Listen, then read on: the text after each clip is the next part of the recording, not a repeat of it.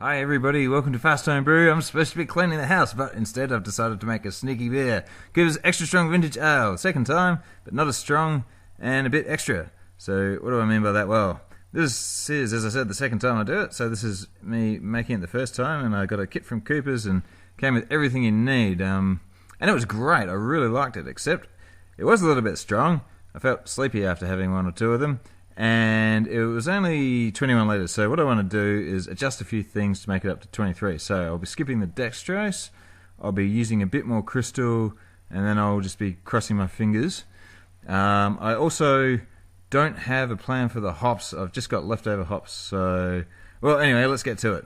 Okie dokie, so same as last time, I've got Cooper's Power Kit, Cooper's Real Ale Kit. I've got 500 grams of light crystal instead of only 300.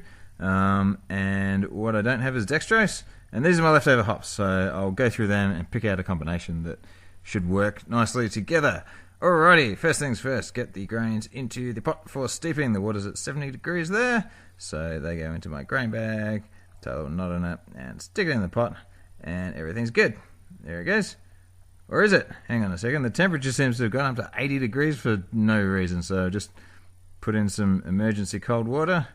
There we go, a couple of splashes of that, and it's down to 70, so that will steep there for half an hour. While that happens, I get these guys ready, so lids come off, rescue the yeast. I'm just going to use the yeast out of the kits for this one, and peel off the labels, and then into the hot water they go, in the sink there. So that's full, there we go, and oh, Jonah's managed to crawl over and pick up the labels. He's not actually crawling properly. He's a little bit behind in that. What he does is he drags himself along the floor when he wants to get somewhere. So it's actually really hard. Like, I give it a go myself, and this is a workout. You get no grip. You're just kind of heavy and blobby, and kudos to him for actually managing to do it somehow. I can't figure it out. I'm going to go back to walking. So what am I up to? I'm cleaning my gear. There it all is. And this is Star Sand that I'm using to sanitize it, and I'm doing all the rest of the equipment now, including the tap. There it all goes.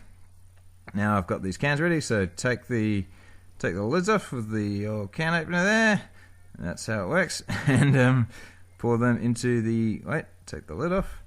Okay, now pour them into the thingo, and that's going in there. Alright, now hot water goes in here, and give it a bit of a stir. That gets the last bits out, so it's very hot. Pick it up with a tea towel.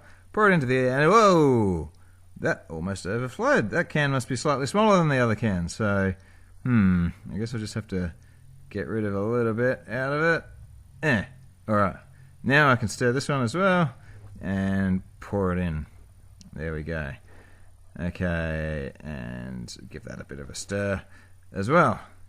Good. Alright, what's next? Finished with the steep, so out come the grains.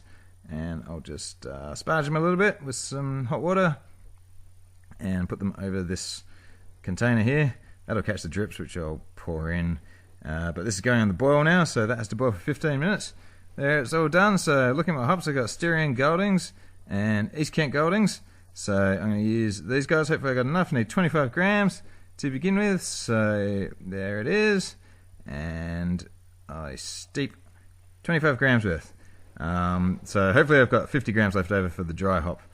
That's what the rest of them will be used up on. But now I'm cooling down this, bring the temperature down so that it can go in, and yeast will be happy. Stirring helps, and yep, that came down quite quickly actually.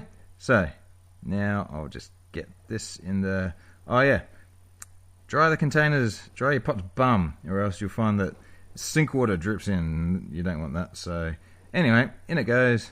There's the hops getting caught, and that's all good. Okay, next up, this water has been in the fridge, so that's hopefully nice and cold to bring the temperature down so that the yeast are happy.